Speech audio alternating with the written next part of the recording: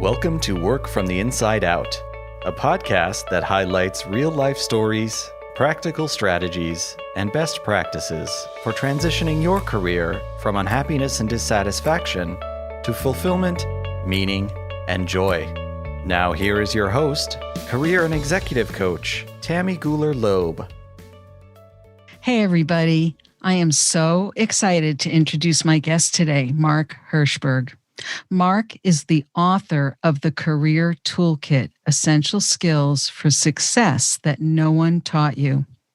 From tracking criminals and terrorists on the dark web to creating marketplaces and new authentication systems, Mark has spent his career launching and developing new ventures at startups and Fortune 500s and in academia. He helped to start the Undergraduate Practice Opportunities Program, dubbed MIT's Career Success Accelerator, where he teaches annually. At MIT, he received a bachelor's in physics, a bachelor's in electrical engineering and computer science, and a master's in engineering in electrical engineering and computer science, focusing on cryptography. At Harvard Business School, Mark helped create a platform used to teach finance at prominent business schools. He also works with many nonprofits, including Techie Youth and Plant a Million Corals. Please join me in welcoming Mark Herschberg. Welcome, Mark. Thank you so much for having me on the show today. Oh, it's my pleasure. And I can see that, you don't have that many letters after your name, Mark. A couple degrees, no Ph.D, but well, I don't know. You're probably up for an honorary one. So, Mark, here we are in Work from the Inside Out, and it's all about the pathways that people have taken in their careers. And one might say, looking at the degrees that you have in engineering, electrical engineering, and physics, computer science, cryptography. What is cryptography, by the way?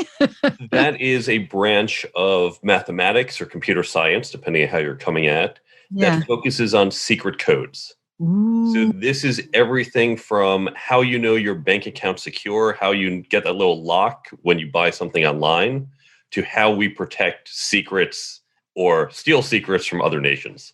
Aha. Okay. Whew. All right. So I'm guessing that there's a lot of things you know that we don't know.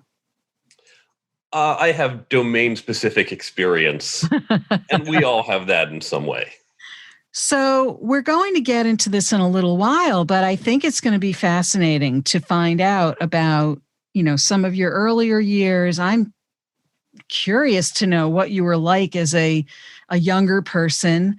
What led you to study all these areas of physics and engineering and science, computer science and cryptography, and now you've written this amazing book, Career Toolkit. And I say amazing because as a career professional myself, and having read the book, I'm really over the moon about your book. And I don't say that lightly. We are going to talk about it some more, but it's sort of like, wait a minute.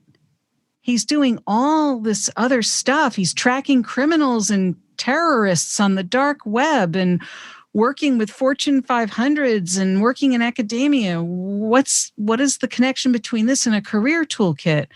So I want to hear how that led you to that point. But before we get there, tell us about some of the earlier years and what do you think were some of the formative points in your life that led you to where you are today? When I think about my youth, I think of classic 80s nerd. Picture whatever movie, Hollywood image you want, from Revenge of the Nerds to right now a big fan of the Goldbergs. That's me. Pretty kid, loved math, loved science, went to chess camp, watched Star Trek, all of that. And my All right. social skills were not particularly strong. Mm-hmm. So early on, I had an interest in science and math. And when I learned about what physics was, I said, that's what I want to do. And so I got into physics. I had a high school guidance counselor who recommended the computer science or the programming class as it was in high school. Right, I said, right. oh, this is really fun. Uh-huh. Okay, I want to do this too. And so I decided I'll double major in both of those. Wow. When I got to MIT, I had also, since I was a little kid, I had been interested in secret codes. Really? Fun thing, just writing secret codes. I had a book on it. Things like creating invisible ink. It's Oh, always just kind of fun. a little Yeah. fun interest. Yeah. And MIT has one of the best cryptography programs. Oh. Cryptography is the modern version of secret codes, right? It's no longer A is 1, B is 2. Now it's a lot of math. And Ann Hunter, who is the administrator of the EECS department, was a wonderful person. She was chatting with me and said, oh, well, if this is your interest, I'm going to give you as an advisor Ron Rivest, who is one of the legends in the field. He practically created part of the field. So that got me on the path of, oh, I can now pursue this specific subdiscipline within computer science. Wow. So did you go from your bachelor's into, so you were double or almost triple majoring at MIT at the bachelor's level. Is that right? I did all in one go. I just stayed at MIT for about 6 years. Oh, okay. And then right into the master's degree. And did you have, I mean, you enjoyed the code, the secret codes and all that. I'm having visions going back to my childhood of, secret codes and fun little things you get out of cereal boxes. But I think you're talking about something a little different. Well, those were the early versions, but yeah. we had to step it up a bit. Computers have made those a little easy for us. Yeah, I know. But I'm wondering, did you have a vision at that point? I can imagine it was fun, just the sort of the mental exercise of all these things and figuring these things out. Were you already envisioning the application of these things or what you might do work-wise with them? And what were you, 6 years at MIT, were you immersed in your studies? Were you also doing internships or applying these things in any way? Or what was the mix of your time there? I'd like to say that I was immersed in my studies, but honestly, that was not true. Really? I was a poor student my first year and a half until I basically got a slap in the face. I improved my study skills a bit, but if I was at MIT now, I am much better about being organized, being on top of things. I think I would have been a much better student today than I was back then. So I was not a great student from that perspective. Well, I would say most of us might say that, and it's not unusual for, I think a young person going off to college, there's a lot of distractions and it's your first time away from home and all of that. But let's not kid her here, Mark. You did get into MIT. You must have done something right. I got in and I got through. But still, I think I was working a lot more on development in other areas. I didn't have the correct balance that I should have, especially since I was inefficient in that development. But somehow you made it through triple major, bachelor's, and then into the master's program. What was your vision at that time? I didn't have a clear vision. Okay. I just knew I liked both of these things. I thought I wanted to do physics and get a PhD, although my advisor said to me, I want to be a theoretical physicist. And my advisor sat me down to chat about my future plans. Now, he was an experimentalist, and in physics, there's a little bit of a dichotomy between the two, and theoreticians are kind of seen as those are the elite. And so the experimentalists sometimes have a little chip on their shoulders. But what he said to me, and this is true, he said, well, look, there's about 100 theoreticians in the world who lead the field, and everyone else just follows. Okay. And he was politely saying, you ain't one of the top 100. Okay. And certainly my grades were okay, but not great. Honestly, even if I really did apply myself, I'm not sure I'd be one of the top 100 theoreticians. Uh-huh. So I think he gave me good advice. And at that point, I thought, well, maybe no PhD.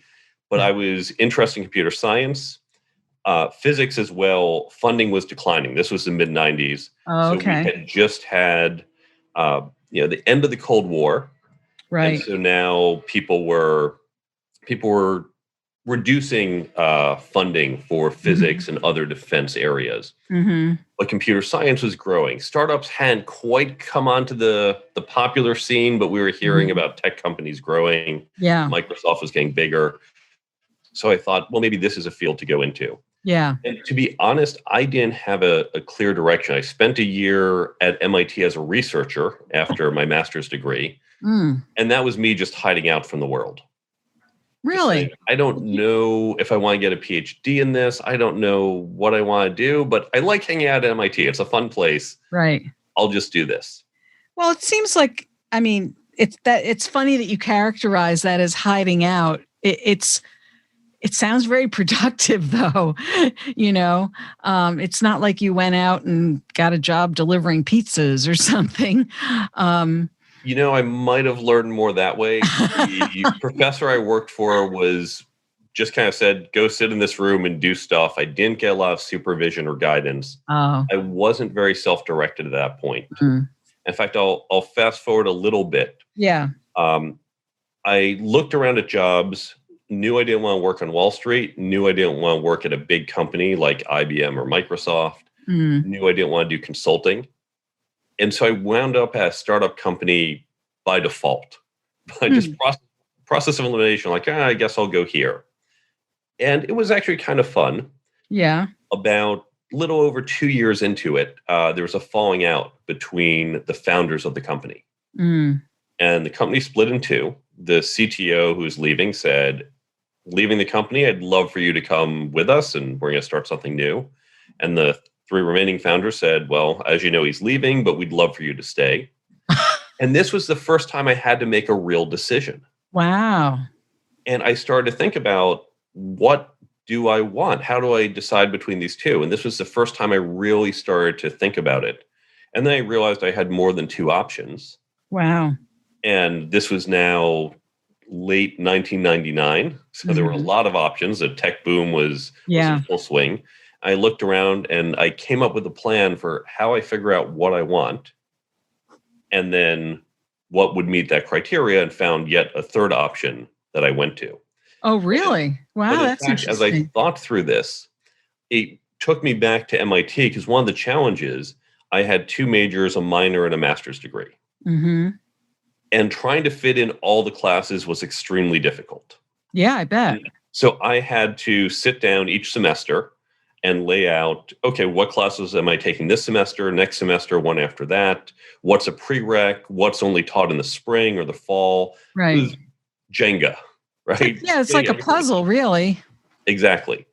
And of course, you'd have to adjust it because I had the plan, but then you show up and discover on registration day, oops, these two classes conflict. Okay, revise the plan. Yeah. And so I got very used to doing that. Mm-hmm. And this is the idea that inspired me as I started to think about, what do I want to do in my next job? Mm-hmm. And, well, let me not think about just my next job, but the next few. Where do I want to be in 10 years? Okay, to get there, what do I have to do, right? To take this class, second semester, senior year, what has to come before it? Same thing with the jobs. And so I could create this plan that, of course, would get revised each time. Yeah. And then that let me figure out what's the right career today, what's the right job today to get me to where I want to be tomorrow. So, wow. So it really was almost like, it sounds like almost like a light switch went on inside of you that really propelled you into this methodology of decision making that you had done before, but all of a sudden you had like an awakening, so to speak, about how to guide your life that you just hadn't done before. Exactly. I had just been floating around undirected, and like a switch, it's suddenly the way to focus myself became clear. Do you have any insight now, since it was, we're talking, 20 plus years ago now. Any insight now about you had these degrees, you were clearly, skilled and knowledgeable in more than one discipline. Any ideas about why you didn't feel more directed at that point? I think I just wasn't sure what I wanted to do. Because physics was something I had been interested in since I was about 9 years old. Wow. Maybe even a little younger. Mm-hmm. That had just always been the plan. And once that went away, yeah, I didn't have a backup. I didn't think through other things. So yeah, I was directionless for a little bit. yeah, yeah. And it sounds like you had some good people at MIT who were trying to guide you, but it sounds like you got more advice about what not to do rather than what to do. I think so. And they were trying to guide me despite my best efforts not to listen to them, not to pay attention. But thankfully they did. Yeah. And, when we do our career plans, it's okay not to know where you want to go. It's great if you do, but it's also okay just to say, I'm going to eliminate these options. Right. Down. Right. I think that's an important aspect. Too many people try to say, figure out what you love. Yeah. And not everyone can. But you start to narrow it down and then experiment in a much more narrow range. Yeah. No, and I think your example is great in that you clearly tried something with this startup. Then you had the option to go in two different directions. You picked a third direction, but with a whole different mindset at that point. And I love what you're saying about the idea of, I think we really are encouraged, at least in American culture, but I think it's true in other cultures too, that we're supposed to know what we want, and that's the fixture. You have to know what you want, and then you're supposed to go for it. And what you're saying, and I think your book is also pointing and giving people the tools to do, is to say you don't have to know what you want to do, but here's some ways to help you develop the information you need or the skills you need to then help you make some of those decisions. General Eisenhower, back when he was a general, famously said, plans are worthless, but planning is everything. There you go. In this process, it's not that we have to say, this is exactly what we have to do, but that process of figuring it out helps us to better understand ourselves. Right. Understanding yourself is what it's really all about. And I think one of the challenges we have, we really don't expose people to what these future jobs are. Yeah. I want to be a physicist because I read about Einstein and the Manhattan Project, and okay, this sounds interesting. Yeah. But what does a physicist do day to day? I didn't really know. In fact, now that I know, I frankly wouldn't have been happy in his career path. Yeah. Classically, law is a field where people see lawyers on TV. Right. And you see the excitement and you see you can't handle the truth in the courtroom. Right. If you ask a lawyer what they do, they sit in an office by themselves, poring over books or now online and contracts. And it's isolated and lonely work. Right. Very different from what they see. And we don't have a good window into what is the job day to day for most jobs.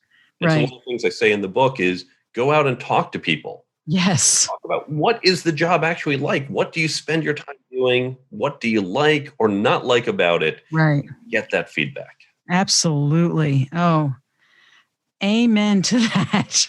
I agree wholeheartedly. I would say that 9 times out of 10, when clients come to me and say, oh, I think I'd like to work in higher ed because it's always on the cutting edge. There's always something, people are always learning. It's such a learning environment. And, there's always something new happening there. And I can tell you from having worked in higher ed that when you're working inside an institution, it's a very different experience. Even though there's some truth in what they're saying, it's not always the most exciting place to work. And depending on the institution, of course, but I would say that I've talked to plenty of people who have worked inside universities, and there are other parts of working in a university that aren't cutting edge. And I'm not putting down universities, but That's just one example of something I've heard a lot of, where I think you're right. You kind of have to find out how the sausage is made to decide if you like sausage, right? Absolutely. And this is something, when I was helping out, New York City ran a program through the Economic Development Council back in 2009, 10, 11. We were helping people who lost their jobs, in fact, lost their career. This was the Great Recession. We knew their jobs weren't coming back. And New York said, we have to get them to new careers. So we were taking people who were 30, 40, 50, even 60, trying to get them into a new career. And unfortunately, our society is not set up for that. Right. We're fine by taking a 19-year-old and saying, oh, be an intern for 2 months, try this out, Right. look around, see if you like it. We're not good at doing that with a 40-year-old. Right. And I think we need to get better at that. Yeah. Saying, it's going to be normal as we change our careers. It's going to be normal to say, come do some type of trial. Right. We'll try you out, you try us out, and learn a little more about the industry. Yeah, I think there are more organizations out there now that are starting to set up those kinds of arrangements with employers. I still think that they're few and far between, but yeah, absolutely. That's exactly the direction things need to go in. I'm curious though, how did you get involved with that project with the city of New York? With that one, I was running a startup at the time. Mm-hmm. And so I was always looking for interns. And somehow through some, I think, mailing list I was on, I heard about this. And when I looked into the program, I said, oh, well, this is kind of similar to what I've been teaching at MIT for the past, at that time, about 10 years. Mm-hmm. And so I reached out and said, want to learn more about the program, about what getting interns. And of course, by interns, again, people mid-career. Yeah. And said, tell me more about the program. Here's what I've been doing at MIT. And they said, oh, please come help us out. Please come teach. And I talk about this in the book. Many of the jobs I've had, that wasn't a full-time job. Yeah. But many of the things I've done, I've talked my way into it. They weren't saying we need to hire someone like this. Right. But by going out, by talking to people, by listening for opportunities, we can find them and create roles for ourselves. Yeah, absolutely. Absolutely. So I'm curious to go back to your story a little bit more. So you found that third option and you were also projecting out the next 10 years or so. You were still a young man at that time. Not that you're an old man now, but tell us a little bit more about what happened along the way as you were starting to develop more of a focus and sense of direction. How did you sort of channel your efforts at that point? I had begun to realize I wanted to do more managerial work. Oh. And I liken it to Legos. I loved Legos as a kid, not surprisingly, given everything else you've heard about. And, they're still fun. I have some on some shelves. But at a certain point, I stopped playing with Legos. And I thought about why. Most people, I ask this question and they don't have an answer. But I spent a lot of time thinking about this because it related to thinking about my career. Legos were great, and you put them together in a very structured way. And you build the spaceship and you fly it around the room. Right. And then you take it apart and you build another spaceship and fly it around the room. Right. And by Spaceship 62, it's not that different from Spaceship 61 or 57. And it starts to get repetitive. Yeah. And so as much as I love engineering, the challenges were feeling a little repetitive. Interesting, but not pushing me in new ways. Right. And one of the things I enjoy about management is there's no one right answer. You can look at things very different ways and come up with different solutions. Whereas in engineering, okay, maybe there's more than one solution, but still maybe 2 or 3. It's still pretty narrow. And so I was getting more interest in those managerial challenges. So I knew that I wanted to move my career in that direction towards management. And that's why I took option C. I said, let me find a job that's going to move me in that direction. And in fact, in the roughly 2 years I spent at that job, I had a very interesting observation. I was hiring people. I sat in on a few interviews, but for the first time, I was leading hiring. And Mm. I would ask an engineer, explain to me how something worked, and they'd give me the right answer. Okay, you took the class. Uh-huh. Literally one of a handful of classes at a handful of universities. Yep. But okay, you know this. But then I would ask a question, what makes someone an effective leader? What are the challenges to effective communication on a team? And when I would ask these questions, I would get blank stares. Mm. And I thought about it and realized, well, I never learned that either in school. In all these classes, all these degrees, they never talked about this. Right. And so these folks didn't learn it either. The only reason I learned about it was I started to pay attention to it and read up on and go to seminars and learn about it. But no one else is really doing that, or at least a large Yeah. number isn't. Right. So I looked for how can I develop these skills internally because I Mhm. can't hire for it. There were not a lot of resources for that. So I started to develop some. And at the same time, I wound up leaving that company. We successfully exited, wasn't super excited about the direction we were now going in with the new Mhm. owners. And so I took off to work on a book, which ultimately I never published. Oh. But at the same time, I heard MIT had just gotten a grant from a very nice alum named Deshpande. He had donated $5 million for us to start a program that would teach something entrepreneurial. It was very open-ended. And as I heard about it, I heard these were some of the skills, communication and leadership, networking, negotiations, that they were interested in promoting. So I reached out and said, look, I've been dealing with this. I've discovered this is a problem. I've been trying to create material. I hear you're working on this. I've got some time. I just left my job to go do some work on my own. Can I be of help? And they said, yes, please, come on in.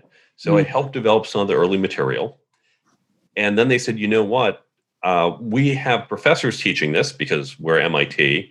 But from what you've contributed, we realize you have something to offer that the professors don't. They have great research, but you can bring in this experience. So we got a couple other folks like me who were practitioners. And I said, come on in, help us teach alongside the professors. And so now I've been teaching there for the past 20 years. Wow. And it's another opportunity that I kind of created out of thin air, but it's one that I think really changed me. And I think of this as my parallel career. In Yeah. addition to, I continue to build tech startups and hold CTO roles and COO roles, but also have this parallel career teaching these skills at MIT and elsewhere. Wow. So so you're still involved with the program at MIT, and you've been working with startups and Fortune 500s, building those companies. And so you go in as a CTO or COO as in a short term way, or you join a company for a while until things are up and running, and then you pass it on to somebody else. What is sort of your MO, so to speak? It's been all of the above. Okay. And I really look at the world as jobs are opportunities. They give you a paycheck. Yep. And I'll use that broadly, right? Because they give you some type of compensation financially, but they also give you other compensation in terms of your own growth and learning and experience. Right. And frankly, whether my pay stub says W-2 or 1099 or something else, that's almost immaterial. We just have to deal with it at tax time, but otherwise, does it really matter? So I've gone into companies where it's been, okay, I am W-2 full-time, we're going to grow this company up until the point it doesn't make sense for us. And one thing about startups, because they're changing, I've been at companies where we've pivoted and gone to completely different industries. And at a certain point, you might say, you know what? It's no longer what I want to be doing. Okay. Or I'm no longer the guy who's right for you here. So we part ways there. Yeah. I've done it as a 1099. I've done it as a short-term contractor where I've said, okay, I'll come in for a bit and help you out for a number of months. I've done it as well as a fractional CTO Mm-hmm. It's okay, I'm going to be here part-time for Right. some number of months. Right. And, frankly, I don't see a difference between them. Mm-hmm. Just whatever works for me and works for the company. Mm-hmm. I don't take jobs I don't enjoy anymore. Right. We all aspire to that. I actually would say I do the same. So this is what you've been doing for the last many years now. Yes. Correct. And so what propelled you to write the career toolkit? This comes from that parallel career I've had. Okay. In addition to all the startups and the Fortune 500s, it's the 20 years of teaching at MIT, but it's also teaching at this program in New York that was run through SUNY. Oh. It's been giving guest lectures at other universities. Mm-hmm. It's been my work at Techie Youth, where I'm on the board there, and we're helping kids in the foster care system and at-risk youth who don't have a lot of career prospects. Many won't go to college, helping them get tech skills so we can get them into an office, onto a career path. It's been running online job discussion forums for online communities of hundreds of thousands of people. So I've had this parallel track, and I've always cared about helping people with their professional efficacy. Wow. I don't know why, it's just been a passion of mine. Yeah. And well, so, it's an interesting story, I think, because, as a kid who loved science and math and was into physics and, self-described, nerd, was in the chess club, all of that. There's this whole other part of you that is very people oriented. I think of people into science and math as more interested in facts, figures, things. Nothing wrong with that. It's not a judgment as much as just that, oftentimes people who are into those things often, just find themselves more attracted to those things and maybe are less, let's say, on the human resources side of business, so to speak. And it sounds like you're kind of on both sides of the brain, so to speak. And to the extent that you've really given a lot of yourself doing this, I'm intrigued by the Techie Youth organization that you're on the board of. Tell us also what Plant a Million Corals is. Plant a Million Corals, it was started by Dr. David Vaughn and his wife, Donna Vaughn. David had figured out a way to fast grow corals. And of course, as the ocean's temperature is rising, we're losing a lot of corals. Corals are the basis of much of the ocean's ecosystem. Mm-hmm. And he has a few species that are a little more temperature resistant. Oh. So just as we have plant a million trees to try and repopulate the world's forests, yeah, plant a million corals, we're trying to repopulate the ocean's coral population to help support the ecosystem and save the environment.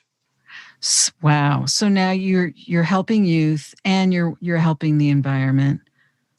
To your point about being people oriented and science oriented, yeah, as I've done different personality assessments, I still very much skew towards the quant, towards what we think of as classic nerd. Yeah. Some of them I'm off the chart in that scale, and I am pretty weak on the people aspect. But what these tests tell us are our preferences, I not see. our competencies. Yeah. Not where we're spending our time. They tell us our preferences. Right. I also have very strong preferences for cookies and ice cream. As I've gotten older, even though my preference isn't for broccoli, I'll make sure I eat some of that, right? So it might not be my preference, but I know how to balance it. And I've done the same thing. I used to just say, well, all I care about is the numbers and the things. Right. And in my early 20s, began to recognize that these other things are important. Just as I realized, I should actually have some vegetables. That's important too. And so I've incorporated that into my work diet of look at things not just from one perspective, but these different perspectives. And I appreciate that. I would still commend you because you went as far as to write this book, The Career Toolkit, which is expansive. it is comprehensive. It covers a lot of territory in terms of the kinds of things that people need to be thinking about when they are either starting out, and I mean, you could be in the middle of, college or tech school and thinking about, where do I begin? How do I start to figure out what I need to do to get into the world of work? You could be mid-career. You could be even looking at your third act. There's something for everyone in this book. It is a true tool kit, in my opinion. I mean, having been a career coach for 20 years, I don't think I've ever seen a resource quite like this, Mark. And I don't say that lightly. There are questions that you answer in this book that I've never seen answered so well. I mean, there was one that I was just looking at in your chapter on networking, which I think is, you make everything so accessible to people, especially, there are so many aspects of the process of thinking about one's career or thinking about how one goes about presenting themselves to, the world in one way or another when they're trying to put their best foot forward. And it's hard, especially when you're not even sure what you want. And you know what that feels like, right? Certainly do. And you're trying to figure it out. At the same time, you need to make a living, or you want to try to find something that will at least start to give you a view into what you might like, right? And so part of that process includes networking. And I like this section here on page 213 where you talk about, I don't have anything to offer. I've heard so many people talk about that, whether it's a young person, in their 20s saying, when I talk about, for example, how networking should be reciprocal, I quote Dale Carnegie and I'll say, be interested, not interesting. And they'll say, but I don't have anything to offer them. And, be, the reciprocity of networking. What am I going to offer them? I have nothing to give them. And you answer that so beautifully in this book. And I'm not even going to tell anybody what you say because I want them to buy your book and read about it. And yet I've also had people mid-career or later say to me, I don't have a network, because they think that their network has to be a bunch of professional colleagues, and they don't realize that your network can be anybody you know, anybody at all. And it's like there's anything that somebody might be wondering about or anything that's an I don't know, it's answered in your book.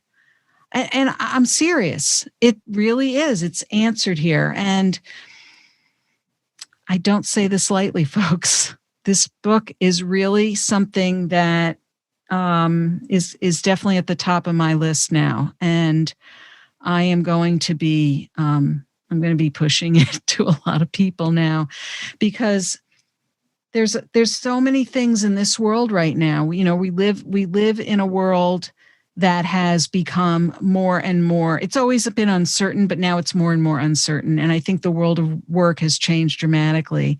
And what I love about your toolkit is I think it gives people a lot to work with and a lot of options to think about how they can go out and explore and think about what they need to do and find direction and not feel like they're helpless or that they don't know where to turn. It gives them a lot of options, and it's very accessible. And I congratulate you on putting this out there. And I also just find it incredibly intriguing that somebody with a background in physics and electrical engineering and computer science wrote a really amazing career resource. I just love that. It comes from having fabulous input. The skills I talk about in the book, and they're certainly not just for MIT students and not just for technical people, they come from input from career offices, not just MIT's, but from other universities who have said, corporations are coming to us, telling us we need these skills and we're not seeing it. Yep. And it comes from having taught this not just at MIT, but also in these other programs I've done, in just mentoring people within my own organizations and others. Having that experience, I've seen so many people who say, I want to get that next job. There's this manager role I want, or there's a senior whatever I want, but they don't know how to get there. Yeah. And so for years, I've been able to coach people through it. Yeah. Give them advice. So I've had the fortune of 20 years, even more in some cases, Yeah. of trying these out, getting feedback, seeing what works, Yeah. as well as I have to give credit to teaching at MIT, because other professionals like myself and professors, even teaching that class, I've learned a lot from the other instructors. Sure. Yeah. And between us, I think someone did the calculation. There's well over 1,000 years of experience. All these wonderful senior leaders. Yeah. And I've been able to learn from that and incorporate into my teaching and now into the book. Yeah. Well, I get that. And what you've done so beautifully is assimilate that 1,000 years of experience into a volume that is accessible and easy for people to assimilate in their own lives. And I think though that you bring up an excellent point, and that is that a lot of colleges and universities, as hard as they try through their career services to prepare students to go out into the world of work, there's just so much they can do to really prepare students for that. And the world of work keeps changing. And so it's not an easy thing. So something like this as a resource is just invaluable and really gives people a lot to work with. And I'm just so grateful to have met you and to have you on the show for this. So I'm curious if you were to give my listeners one or two key pieces of advice about going forward in today's world. And you and I are talking at the end of 2020. This show will air in 2021. What would be a key piece of advice that you would give people as they go forward in their careers and their work? Let me give 3 pieces of advice. Okay. The first will be somewhat timely as we think about 2021. Yeah. There is going to be dramatic change. We're going to be going back into our offices at some point. Companies are going to shift from a almost chaotic, like, let's just keep the lights on to figure out what's happening in the world today, to back to, okay, long-term strategy. And of course, whenever there's a crisis of this magnitude, we see seismic shifts. And we'll see that from more work from home. We've seen industries grow, industries contract. So there will be massive opportunities for new jobs, new roles, and new industries. And this is a great time to reassess your career and figure out what you want to do, and then either find jobs in these new opportunities or create. As I've mentioned before, don't just sit there and wait for the job post. Talk to people where you think there might be opportunities and explore and discover. I talk about how to do that in the book. Yeah. The second piece of advice, and this is how I open the book, we all have our domain-specific skills. Mm-hmm. For me, it's engineering. For others, it's marketing, sales. And you should continue to develop those skills. Certainly for me in technology, I'm using technology. It didn't exist 20 years ago. I always have to be reading up and learning something new. But we also have, orthogonal to this, these fundamental skills of communication, of growing our network, of knowing how to negotiate. You don't have to be the world's best negotiator, the world's best communicator. But if you are subpar, putting in a little bit of effort to get better, to just be okay, or if you're okay to be above average, is going to help you stand out. Yeah. Because when I'm interviewing 5 accountants, and they all seem to understand accounting reasonably well, right, it's the one who communicates well. It's the one who came in through a network where I've got a whole bunch of people referring and recommending this person. It's the one who stands out as a leader. This is what's going to help you. Absolutely. Again, you don't have to be number one. Right. You just have to be better than the competition. Right. Right. And then the third piece, and this underpins much of the book, it's not about mechanically you have to do this or that with any of these skills. It is a mentality. Right. And the key thing to learning these skills, it's that you need to change your mindset. You mentioned the person you had coached before who said, well, I don't have a network. Right. Right? I have to go out and hand business cards to 10 people in my field, and then I'll have a network. Say, no, your network, it's everyone around you, and includes your friends and family. Absolutely. People you know from going to church or synagogue or your mosque. And once you switch that mentality, say, wait, I have a network. And then once you go from, well, my network is there when I find a job, to my network is there to help me, not just when I'm finding a job, but also maybe when I'm hiring others. That's right. For a supplier, needing an answer to a question. Right. And when you shift this mentality, that same network that's been there the whole time becomes much more valuable and helpful to you. Yeah. So work on, whether you read my book or other books, if you can get that mental shift, you suddenly create a lot more opportunity for both accessing things you need, but also continuing your personal growth. I love it. Those are 3 great points. Keeping in mind that there will be dramatic change coming, and you need to take the time now to really reassess and be always talking to people, not just to lean on your domain-specific skills, but also make sure that you are working on your communication and your networking and your negotiation skills, and making sure that you keep your mindset in check. Keep it open. Don't fall into any narrow places, if I got that right. Absolutely. Yeah. Well, Mark, this has been a delight. Thank you so much for being here today.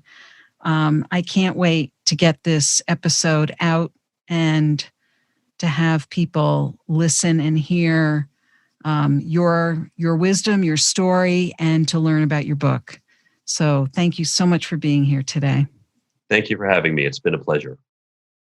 I hope you enjoyed my interview with Mark Herschberg. It was so interesting to speak with him about his professional journey.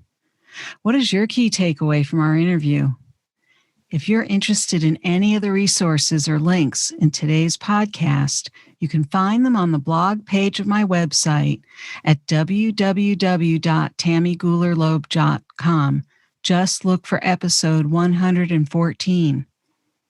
Are you thinking about what's next for you? Maybe you're feeling a little stuck.